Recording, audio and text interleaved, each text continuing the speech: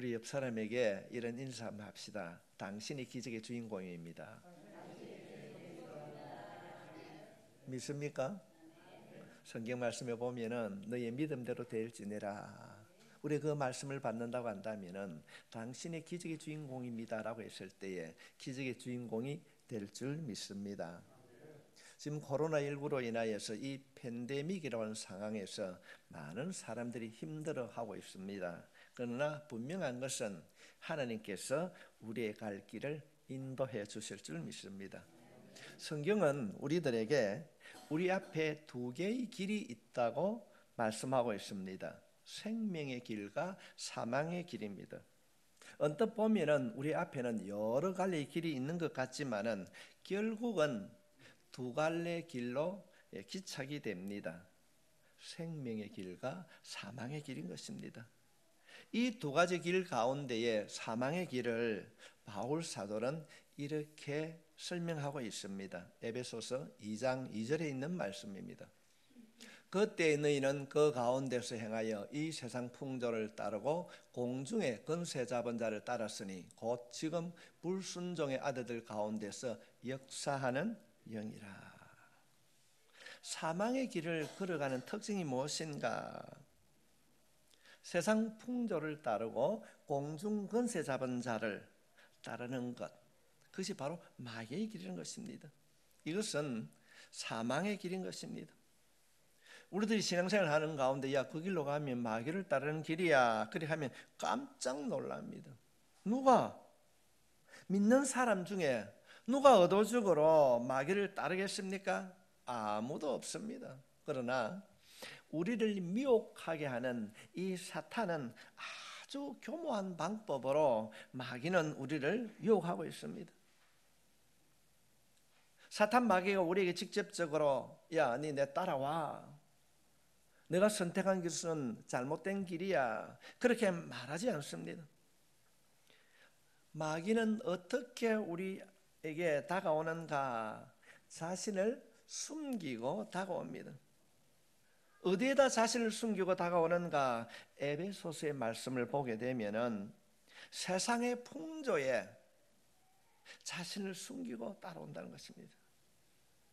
우리들은 이 세상을 살아가고 있기 때문에 세상의 풍조에 너무 익숙합니다. 자신도 모르게 세상 풍조를 따라 살고 있습니다. 집에 가면 별일 없나? 그렇게 하고 나면 손에 드는 것이 말씀이 아니라 습관적으로 TV 리모컨을 들 수도 있습니다.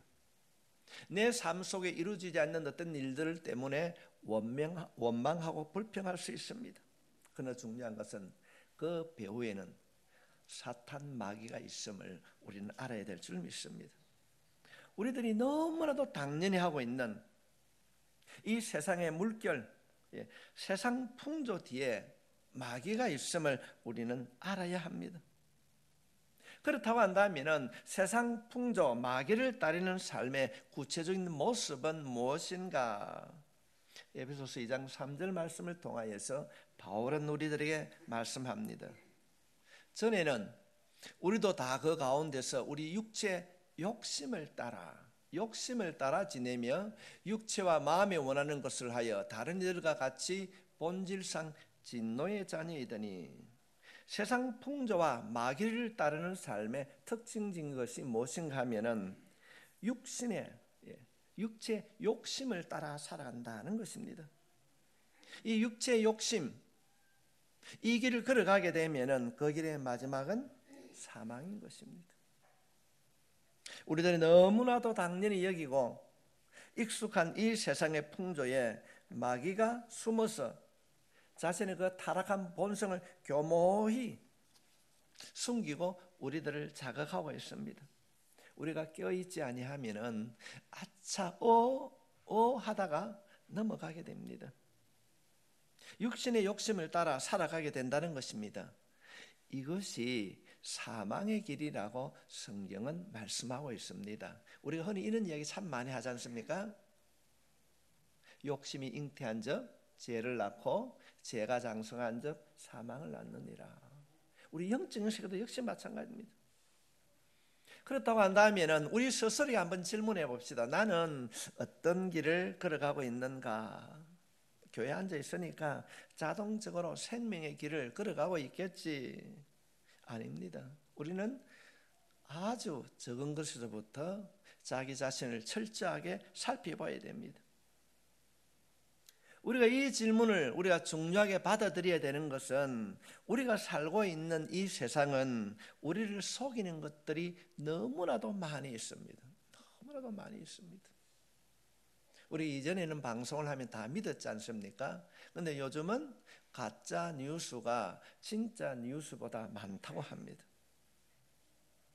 이런 어려운 때를 살아가는 우리들에게 사도 바울은 이렇게 권면하고 있습니다. 고린도후서 13장 5절 말씀에 보면은 너희는 믿음 안에 있는가 너희 자신을 시험하고 내가 어디 있는가 시험하고 너희 자신을 확정하라. 예수 그리스도께서 너희 안에 계신 줄을 너희가 스스로 알지 못하느냐. 그렇지 않으면 너희는 버림받은 자니라. 버림받은 자니라. 성도님, 이 말씀이 중요한 이유는 믿는 자들에게, 믿는 우리들에게 말씀하고 계시기 때문에 그렇습니다. 이 교모한 이 사탄 마귀에게 속지 아니하고 어떻게 하면 생명의 길로 달려갈 수 있는가? 주님께서는 회심한 이후에, 바울이 회심한 이후에 바울의 삶을 통하여서 오늘을 살아가는 우리들에게 그 해답을 주고 있습니다.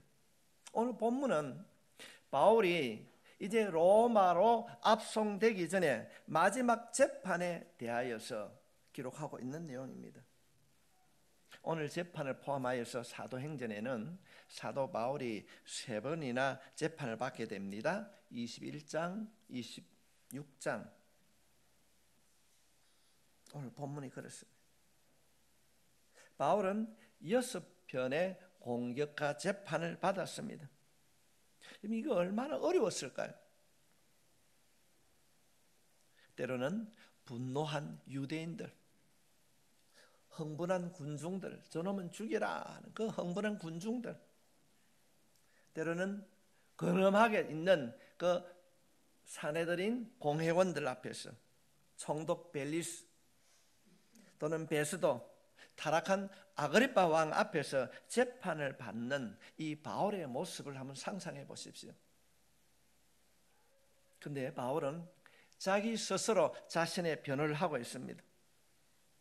지금 주님께서는 이 재판을 받는 가운데에 바울이 자기 자신을 변호한 그 말씀을 통하여서, 바울의 말을 통하여서 우리들이 이 땅에 살아가는 날 동안 사탄의 유혹에 넘어지지 않는 길이 있다고 말씀하고 있습니다. 바울의 간증 속에 이 세상의 풍조에 절대 속지 않고 생명의 길로 달려가는 방법을 설명하고 있습니다. 우리들이 이 교모한 세상의 풍조 앞에서 사단에 속지 않고 하나님의 우리를 구원하신 놀라운 축복의 길, 축복의 길, 생명의 길을 어떻게 하면 달려갈 수 있는가? 주님께서는 이 바울의 재판장에 서서 자신을 변호하는 그 말씀을 통하여서 우리들에게 2가지를 설명하고 있습니다. 먼저 우리가 이 세상을 살아가면서 세상 풍조에 속지 않고 생명의 길을 걷기 위해서는 무엇을 해야 되는가? 첫 번째가 간증이 있는 삶을 살아야 됩니다. 간증이 있는 삶. 교회를 오래 다니신 분들은 간증하면은 다 알고 있습니다. 간증은 무엇인가? 한때는 이 한국 교회 안에 간증이 유행처럼 번졌습니다. 유명 연예인이나 특별한 사람은 1년 전에 신청해도 모실 수 없었고 예약을 해야만이 그분의 간증을 들을 수가 있었습니다. 이번 간증이 무엇일까요? 한자로 살펴보게 되면은 이 간증하는 간자는 범할 간자입니다. 문자적으로 말하면 자신의 잘못을 그 잘못을 통하여서 어떻게 고침받고 변화되었는가를 말하는 것이 간증입니다. 이 간증이라고 하는 이 단어를 성경적으로 풀어서 말하면은 하나님을 만난 후에 자기 자신을 발견하고 자신 안에 있는 허물과 죄를 하나님 앞에서 깨끗하게 고침을 받았는지, 어떻게 고침받았는지를 다른 사람에게 말하는 것이 간증입니다. 주님을 만난 이후에 내 안에 있는 더럽고 추한 세속적인 모든 가치관이 변화됐고 어떻게 하나님의 그 도우심으로 고침을 받았는지를 다른 사람에게 말하는 것이 간증입니다. 하나님을 만나기 이전에는 전혀 이상이 없었습니다. 우리가 그렇지 않습니까? 예수님을 만나기 이전에는 내가 죄인이라는 사실을 몰랐습니다. 공부도 뭐 그런 대로 했고 남 부럽지 않고 남에게 빌려가지 않고 그런 삶을 살게 되었습니다. 뭐 특별하게 잘못한 일도 없습니다. 자기 자신을 생각할 때에 이만하면 되겠지라고 생각하고 살았습니다. 그러나 어느 날 찾아오신 그 주님을 인격적으로 만나고 난 이후에 지금까지 살아왔던 모든 것들이 허물이었고 죄가 많음을 발견하게 됩니다. 지금까지는 아무런 허물이 없는 자라고 그렇게 생각하고 살아왔는데 하나님을 인격적으로 만나고 난 이후에는 허물이 너무 많이 있습니다. 그래서 우리가 눈물 흘리지 않습니까? 자신의 죄가 너무 큰 것을 깨닫게 됩니다. 깜깜한 데서는 아무것도 보이지 않는데 불빛을 통하여서 밝은 빛 아래 가면은 모든 것이 드러나는 것처럼 하나님을 만나기 이전에는 알지를 못했는데 하나님을 만나고 나니까 나의 나됨이 너무나도 험이 많은 거예요. 자신의 죄와 허물이 보이기 시작합니다. 어떻게 할까? 탄식하고 있는데 주님이 다가오셔서 주님의 보혈로 우리의 죄와 우리의 허물을 다 씻어 주셨습니다. 우리 흔히 말하는 것처럼 주홍 같은 우리의 죄가, 붉은 죄가 양털같이 희게 되었습니다. 그 놀라운 기쁨과 그 감격, 그리고 주님을 만난 후에 내 삶에 일어난 마음의 변화를 다른 사람에게 이야기하는 것입니다. 이것이 간증입니다. 이 간증은 누구에게나 믿는 사람에게는 당연히 있어야 됩니다. 예수를 믿고 난 이후에 자신의 변화된 모습을 다른 사람에게 이야기하는 것이 간증입니다. 사랑하는 성도 여러분, 주님을 만나셨습니까?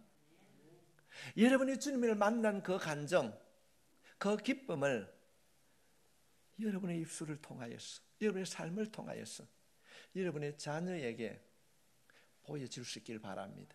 그것이 간증 있는 삶입니다. 안타깝게도 교회 안에는 두 가지 잘못된 견해가 존재하고 있습니다. 그 첫 번째는 무간증. 교회를 다니는데 특별히 남에게 이야기할 말이 없다는 겁니다. 간증이 전혀 없다는 것입니다. 교회 생활을 십수년 하면서도 자신의 삶 속에 변화가 없다는 사실입니다. 그런가 하면은 두 번째로는 비간증입니다. 잘못된 간증을 하고 있다는 것입니다. 오늘날 교회 안을 보십시오. 다른 사람의 간증은 잘 듣는데 자신의 간증을 한 번도 하지 못하는 사람이 의외로 한국 교회 안에 많이 있습니다. 예수를 믿고 난 이후에, 주를 만난 이후에 변화된 삶이 없다. 어쩌면 헛믿음이요 거짓 믿음일 수 있습니다. 지식적인 삶일 수도 있습니다. 이런 분들은 주님과의 인격적인 만남이 없는 사람입니다. 그런가 하면은 간증을 하는데도 주님을 만난 구원의 간증이 있는 것이 아니라 늘 주님의 주인이 아니고 자기 자신이 주인이 되어 있는 이런 잘못된 간증을 하는 사람이 많이 있습니다. 우리 여자분들이 묻습니다. 남자들이 셋만 모이면 하는 얘기 무슨 얘기입니까? 군대 얘기한대요. 요즘은 젊은이들은 셋만 모이면 스포츠 얘기하고, 여자들이 모이면 무슨 얘기합니까? 아이 낳은 얘기하고. 제가 통계를 보니까 아이 낳는 이야기가 70%, 시집 홍보하는 이야기가 26%. 반면에 여자들이 가장 싫어하는 이야기가 남편으로부터 듣게 되는 군대 이야기라고 합니다. 남자들이 흔히 말하는 군대 이야기, 스포츠 이야기를 막힘없이 이야기를 하면서도 교회 다니는 사람들이 생명의 주가 되신 주님을 만난, 그 주님을 만난 이야기를, 그 주님을 만남으로 내가 가지고 있는 모든 죄가 사함받고 구원을 얻은 영생의 복을 누리고 있다는 사실을 누구에게도 말하지 못한다면 어떤 신앙인이 되어 있습니까? 나는 있잖아, 이런 허물이 많이 있었지만은 주님의 그 십자가 보혈로 다 실선받고 하나님의 자녀가 되었다는 이 놀라운 이 영생의 삶을 선물로 받았다고 하는 그런 이야기를 누구에게도 말하지 못한다면은 과연 그분이 주님을 만난 사람일까? 정말로 주님과 인격적인 만남이 있는가? 우리가 사도행전을 읽어보면 사도 바울이 3번이나 반복적으로 자신이 다메섹 도상에서 주님을 어떻게 만났는가를 간증하고 있습니다. 9장, 22장, 26장에 보면 그렇게 똑같은 간증을 바울이 3번이나 하고 있습니다. 이번 성경책이 얼마나 귀한 말씀입니까? 왜 하나님께서는 똑같은 간증을 3번이나 기록하게 하셨는가? 그 이유는 예수님을 만난 간증이 그만큼 귀하기 때문에 그렇습니다. 소중하기 때문에 그렇습니다. 여러분 재판정에 한 가보셨습니까? 판사가 앞에 판결을 내기 전에 변호를 하는데 그 변호하는 그 변론 시간이 얼마나 귀한 시간입니까? 그것이 그 판결로 인하여서 자신이 죽을 수도 있는 중대한 시간입니다. 석방이 될 것인가 아니면은 사형을 받을 것인가, 너무나도 중요하고 귀한 그 시간에 바울은 내가 무죄합니다라고 하는 자신을 변호한 것이 아니라 사도 바울은 그 아그리빠가 보는 그 재판장이 써 있는 그 재판정에서 자신의 죄를 무죄함을 말하는 것이 아니라 자신이 만난 예수님, 그 예수님을 간증하고 있다는 사실입니다. 그 이야기를 들었을 때 그 재판정에 있는 판사가 뭐라고 얘기하고 있습니까? 26장 24절에 있는 말씀을 한번 보겠습니다. 바울이 이같이 변명하며 베스도가 크게 소리내어 이르되 바울아 내가 미쳤도다, 내 많은 학문이 너를 미치게 한다 하니. 지금 바울이 죄수로 잡혀와 있습니다. 그 판사 이름이 베스도가 가만히 듣고 있습니다. 판사가 생각할 때에 죄인으로 잡혀온 그가 자신의 죄가 없음을, 무죄를 변호해야 되는데 지금 바울의 모습이 어떤 모습인가 하면은 나는 이렇게 내가 주님을 만났습니다.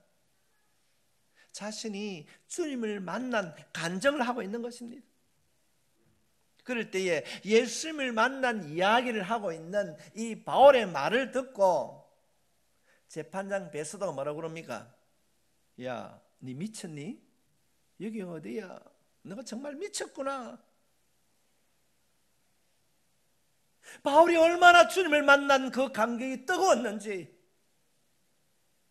그 재판으로 인해서 자신이 죽을 수도 있는 그런 극박한 상황 속에서도 나는 이렇게 주님을 만났습니다 간증을 하고 있습니다. 그 간증이 자신의 재판이 불리하게 될 줄 알면서도 바울은 간증을 했습니다. 사도행전에 기록되어 있는 바울의 간증은 3번이지만은 우리가 전체적인 내용을 살펴보게 되면은 바울은 기회만 있을 때마다 내가 어떻게 주님을 만났다고 하는 주님의 만난 이야기를 간증을 하고 있습니다. 이 간증이 세상이 유혹하는 이 세상의 풍조와 마귀를 따르지 않고 어려운 고난 속에서도 생명의 길을 가게 했다고 성경은 가르쳐 주고 있습니다. 성도 여러분, 우리가 미혹되지 아니하고 이 혼란한 시대의 믿음의 자녀로 어떻게 바른 길을, 생명의 길을 걸어갈 수 있는가? 때를 얻든지 못 얻든지 우리의 입술을 통하여서 바울처럼 주님을 만난 이야기를 하고 다닌다는 것입니다. 그럴 때에 놀라운 하나님의 보호하심과 인도하심을 경험하게 될 줄 믿습니다. 이것이 본문을 통하여서 주님이 우리들에게 들려주시는 메시지입니다. 여러분 스스로에게 한번 질문해 보십시오. 나는 지금까지 살아오면서 누군가에게 내가 이렇게 주님을 만났다고 하는 그런 간증을 이야기해 본 사실이 있습니까? 아내는 남편에게, 남편은 아내에게, 부모는 자녀들에게, 또는 가족들이나 이웃들에게 진심으로 누구인가 나는 이렇게 주님을 만났어. 내가 주님을 만나고 난 이후에 나의 인간적인 모든 것들이 변화되어서 내가 생명의 길을 가지 않는 사망의 길을 걸어갈 수밖에 없는 내 자신을 주님의 보혈로 다 씻어주었기 때문에 나는 떳떳하게 내가 주님을 만나고 난 이후에 이런 삶의 변화가 일어났다고 다른 사람에게 간증하는 여러분 모두가 될 수 있기를 주님의 이름으로 축복합니다. 주님을 만난 이야기를 해야 됩니다. 그러면 사탄은 어떻게 하겠습니까? 예를 들면 아이고 김집사 네가 그것도 예수 믿는다고? 아닙니다. 우리의 모든 허물을 통하여서 우리의 행위를 어떤 길을 가고자 하는 길을 발목을 잡고 있지만은 우리 주님은 용서해 주신 줄 믿습니다. 지금 복음성 가운데 이런 노래 아십니까? 우물가의 여인처럼 난 구했네 헛되고 헛된 것들. 나는 헛되고 헛된 것들을 구하고 살아왔지만은 찾아오신 우리 주님께서 우리의 모든 삶을 당신의 보혈로 씻어주신 줄 믿습니다. 이게 확실히 그것이 내 마음에 믿어진다면 내가 만난 그 주님을 누구에게 말할 수 있는 자가 오늘 예배를 드리는 여러분이 되시길 바랍니다. 주님을 만나면 그런 얘기 늘 하는 거예요. 이런 열망, 바울이 틈만 나면은 나는 이렇게 주님을 만났어, 너도 이렇게 주님을 만났으면 좋겠다고 이 바울의 이 간증이 우리 모두의 간증이 될 수 있길 바랍니다. 이런 삶을 살게 되면은 세상 풍조, 세상이 만연하고 타락한 세상이라 할지라도 우리가 미혹되지 아니하고 바르게 살아가게 될 줄 믿습니다. 영적으로 성숙된 사람의 모습을 보게 되면은 말이 다릅니다. 예를 들면 보살님 하면 어디에 속한 자입니까? 집사님 하면 어디에 속한 자입니까? 영적으로 성숙되고 깨어있는 사람들은 이야기에 예수 냄새가 납니다. 그러나 말씀으로 깨달음이 없는 사람들은 은혜 받는 이야기보다는 항상 남을 판단하고 정죄하고 뒷담화를 하게 됩니다. 사랑하는 성도 여러분, 여러분의 일상 속에서 누군가가 여러분의 말을 들었을 때에 저 사람이 예수 믿는 사람 같네, 그런 사람으로 변화되고 더 성숙될 수 있기를 주님의 이름으로 축원합니다. 세상의 풍랑이 너무 심합니다. 정말 강하게 불어옵니다. 그럼에도 불구하고 우리가 현혹되고 넘어지지 않고 생명의 길을 가기를 원한다고 한다면 우리는 이 구원의 간격을 회복해야 될 줄 믿습니다. 구원의 간격이 메마르고 내가 언제 주님을 만났지 그런 마음이 든다면 기도할 수 있기를 바랍니다. 주님은 우리를 외면하지 아니하시고 우리의 기도에 응답해 주실 줄 믿습니다. 우리가 성경 말씀을 살펴보게 되면 다윗은 죄를 범한 이후에 하나님께 찾아가서 눈물로 기도합니다. 눈물로 기도합니다. 하나님, 나를 용서해 주십시오. 용서해 주십시오. 내게 구원의 기쁨을 회복시켜 주시옵소서. 이 구원의 기쁨을 회복시켜 달라는 이 다윗의 기도를 들으시고 하나님께서는 회복시켜 주셨습니다. 어떻게 다윗이 이렇게 타락하게 됐는가? 제가 다윗의 기쁨을 뺏어갔습니다. 이 다윗의 기도, 주님 구원의 기쁨을 회복시켜 주시옵소서. 이 기도가 우리의 기도가 될 수 있길 바랍니다. 교모하게 사탄에 속아서 세상의 풍조를 따라 사망에 이르지 아니하고 주님이 약속하신 그 생명의 길을 걸어가기 위하여서 우리는 구원의 간격을 회복해야 될 줄 믿습니다.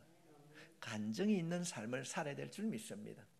두 번째로 우리가 생명의 길을 걷기 위하여서는 그리스도의 안목으로 인생을 살아가야 됩니다. 그리스도의 안목이라고 하는 것은 세상을 바라볼 때에, 살아갈 때에 사물을 보고 분별하는 능력, 그 분별하는 관점, 주관이 그리스도의 관점으로 보는 것이 그리스도의 안목인 것입니다. 어떤 안목으로 살아가는가? 잘못된 안목으로 살아가게 되면은 아무리 환경이 좋아도 능력이 있어도 잘못된 길을 가게 됩니다. 바울은 어떤 안목으로 살았는가? 오늘 본문은 분명하게 보여주고 있습니다. 아그리빠 왕에게 복음을 전하려고자 할 때에 이 아그리빠 왕이 뭐라고 그럽니까? 28절 말씀 보겠습니다. 아그리빠가 바울에게 이르되 내가 적은 말로 나를 권하여 그리스도인이 되게 하려 하는도다. 적은 말은 짧은 말을 말하고 있습니다. 짧은 시간에 바울이 아그리빠 왕에게 복음을 전하고 있습니다. 짧은 말로 나를 권하여 그리스도인이 되게 하려고 한다, 이런 이야기입니다. 그럴 때에 이 이야기를 듣고 바울이 아그리빠 왕에게 하는 말이 29절에 있는 내용입니다. 바울이 이르되 말이 적으나 많으나 당신뿐 아니라 오늘 내 말을 듣는 모든 사람도 다 이렇게 결박된 것 외에는 나와 같이 되기를 하나님께 원하이다 하니라. 지금 성도 여러분, 지금 누가 더 우월한 위치에 있습니까? 아그리빠 왕입니까? 바울입니까? 재판장에 앉아있는 모든 사람들, 재판석에 있는 베스도 총독과 아그리빠 왕, 이들은 지금 유대 나라의 높은 자리에 있는 사람들입니다. 이들은 막강한 권력과 명예를 가졌습니다. 모든 사람들이 부러워하는 성공한 자였습니다. 그러나 반대로 이들에게 복음을 전하는 사도 바울은 가진 것이 없는 자입니다. 지금은 죄수의 신분으로 피고석에 앉아 있습니다. 가진 재물 아무것도 없습니다. 땅 한 평, 집 한 채 없었습니다. 지금 누구의 운명을 쥐고 있습니까? 바울이 아니라 베스도와 아그리빠가 바울의 운명을 쥐고 있습니다. 우리가 영화를 보면은 왕과 재판관이 손을 아래로 내리면은 죽어야 됩니다. 그 상황에서 지금 아무것도 내세울 수 없는 죄수된 이 바울이 그들을 향하여서 복음을 전하고 있습니다. 누가 가장 성공한 자로 여겨질 수 있겠습니까? 말할 것도 없이 베스도와 아그리빠 왕입니다. 그런데 바울이 이런 얘기를 하게 됩니다. 내가 결박되어 있는 것 외에는 모든 사람이 나와 같이 주님을 만난 간증을 하는 사람이 되었으면 좋겠다. 이것이 바울의 안목이었습니다. 바울은 그 위험 속에서도 담대하게 말했습니다. 세상의 안목으로는 이 바울이 가장 불쌍한 사람입니다. 죄수의 몸입니다. 가진 재산이 아무것도 없습니다. 그러나 그는 그리스도의 안목으로 그는 그들에게 가진 자, 성공한 자라는 그들에게 왕 앞에 이 재판관에게 말하고 있는 것입니다. 성도 여러분, 무엇이 성공의 길일까요? 바울은 자신의 인생의 안목을 세상의 안목으로 바라보지 아니했습니다. 그리스도의 안목으로 바라보았습니다. 비록 베스도와 아그리빠가 세상적으로는 성공하고 화려하게 보이지만은 그리스도의 안목으로 바울이 바라보았을 때는 이들이 가는 길은 생명의 길이 아니라 사망의 길이었습니다. 너무나도 확실하게 보였기 때문에 바울은 담대하게 이들에게 복음을 전하고 있습니다. 그들은 영적으로 철저하게 실패한 인생이었습니다. 그래서 바울은 진심을 다하여 그들이 돌이켜 바울 자신이 걸어가는 그 길로 걸어가길 원하는 것입니다. 생명에 있는 그 길, 좁은 길로 그들이 돌아오기를 간절히 지금 이야기하고 있는 것입니다. 오늘 이 말씀을 들으면서 우리 스스로 한번 자신을 돌아봅시다. 나는 어떤 안목으로 세상을 살아가고 있는가? 물질이나 권력을 쫓아 편안함을 쫓아 살아가고 있지는 않는가? 권력자와 부자들을 바라보면서 때로는 내 자신이 스스로 실패한 자라고 움츠려 살고 있지는 않습니까? 말은 안 하지만은 은근히 마음속에 나도 저렇게 부자가 되어야 되겠다, 권력을 가져야 되겠다고 소원을 하고 그렇게 살고 있지는 않습니까? 어쩌면 여러분의 자녀들이 나는 이루지 못했지만은 아그리빠나 베스도와 같이 성공한 자로 만들기 위해서 애쓰고 있지는 않습니까? 그 길을 걸어가고 있다면 그리스도의 안목과는 전혀 상관이 없는 길입니다. 세상 풍조에 쏟고 있는 것입니다. 사망의 길을 달려가고 있는 것입니다. 여러분 한번 생각해 보십시오. 어디를 가서 사람들 앞에 나가는데 어깨를 펴고 당당하게 이야기하는 그 이유가 세상의 성공 때문입니까? 아니면 당신의 좋은 직장, 많은 재물이 당신을 사람들 앞에 자신 있게 만드는 근거가 됩니까? 내 마음 안에 가진 것이 없고 사회적으로 위치가 낮은 자를 대할 때 은근히 그들을 쉽게 보고 멸시하고 무시하고 있지는 않습니까? 그렇다면은, 그런 마음이 있다면은 당신은 세상의 안목으로 살고 있는 자인 것입니다. 아무리 성공한다 해도 오늘 본문에 나타나는 베스도와 아그리빠와 같이 우리는 성공할 수가 없습니다. 왜냐하면 시대적인 환경이 다르기 때문에 그렇습니다. 요즘은 대통령도 좋은 소리를 듣지 못합니다. 이 사실을 아마 여러분 느끼고 있을 것입니다. 코로나를 겪으면서 한 가지 신기한 현상이 우리 사회에 드러나고 있습니다. 저는 기도하면서 보고 있습니다. 우리나라에 요즘 바람이 불고 있는데 여러분 어떤 바람인 거 압니까? 목사님 나하고는 관계없습니다. 그렇게 말해야 됩니다. 바람 이름이 부동산입니다. 놀라지도 않느냐. 집값이 오른다고 그러니까 권력자들이 집을 몇 채를 갖고 있습니다. 모두가 그것을 소유하려고 발버둥 치는데 내가 없어서 그렇지 나도 그렇게 했으면 좋겠다, 그런 마음을 가졌다면 오늘 이 말씀을 통하여서 고침받을 수 있기를 바랍니다.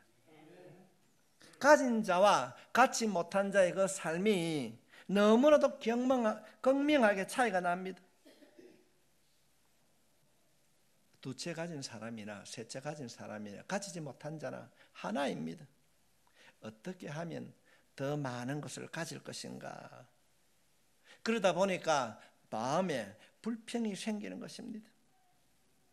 왜 불평하고 원망하는가? 남보다 더 가지기 위하여서 그런 삶을 살아가고 있습니다. 이것이 코로나를 지나면서 세상에 스며든 잘못된 풍조입니다. 모든 사람들이, 믿는 자들도 더 가지려고 발버둥을 칩니다. 그들의 대열에 합류하고 있습니다. 그럴 때에 사탄은 뒤에서 끌끌 팔짱을 끼고 웃고 있는 거 아십니까? 이것이 이 코로나를 겪으면서 우리들이 돌아봐야 하는 우리의 모습입니다. 하나님은 그 길을 걸어가게 되면 그 길 끝은 사망이라고 말하고 있습니다. 믿었지만은 그 길을 따라가면 사망입니다. 망하는 길입니다. 믿는다고 말하면서도 편견을 가지고 물질을 따라 살면 망하는 것입니다. 오늘 피고석에 앉아서 죽을지도 모르는데 가진 재물은 없지만은 그들을 향하여서 담대하게 내가 만난 예수님을 너도 만났으면 좋겠다고 전하는 이 바울의 믿음이 우리의 믿음이 되어질 때에 우리의 가는 길은 생명의 길이 될 줄 확신합니다. 내가 결박당한 것 외에는 모든 사람이 나와 같이 되기를 원합니다. 주님을 만나고 그 만남을 전하는 그런 사람이 되기를 원하는 바울, 자신의 인생을 그리스도의 안목으로 우리는 바라봐야 될 줄 믿습니다. 지금 여러분은 어디를 향하여 달려가고 있습니까? 세상의 물결입니까? 아니면은 좁은 길, 십자가의 길, 생명의 길을 가고 있습니까?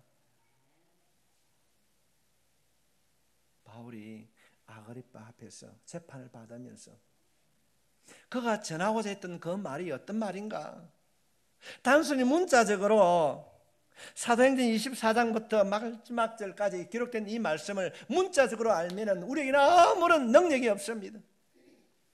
바울이 그 위험한 그 순간에도 끝까지 자신이 만난 그 주님을 간증했던 것처럼 내가 오늘 이 시대를 살아가면서 환경과 여건에 휘둘리지 아니하고 오직 예수님 만나고 그 예수님을 인하여서 만족한 삶을 살겠다고 우리의 입술을 통해 고백하게 될 때에 바울을 바울에게 지켜주시던 그 주님께서 여러분을 지켜주실 줄 믿습니다.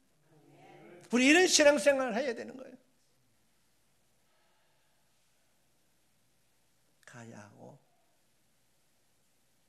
우리가 구해야 하는 것이 편하고 넓은 길이 아니라 비록 좁고 험난한 길을 할지라도 그 길 끝에서 우리 주님 만나 주실 줄 믿습니다. 우리 오늘 이 말씀을 통하여서 다시 한번 자신의 신앙을 점검하고 때를 얻든지 못 얻든지 그리스도의 안목으로 예수님을 만난 그 만남을 간증하는 우리 모두가 될 수 있기를 주님의 이름으로 축복합니다.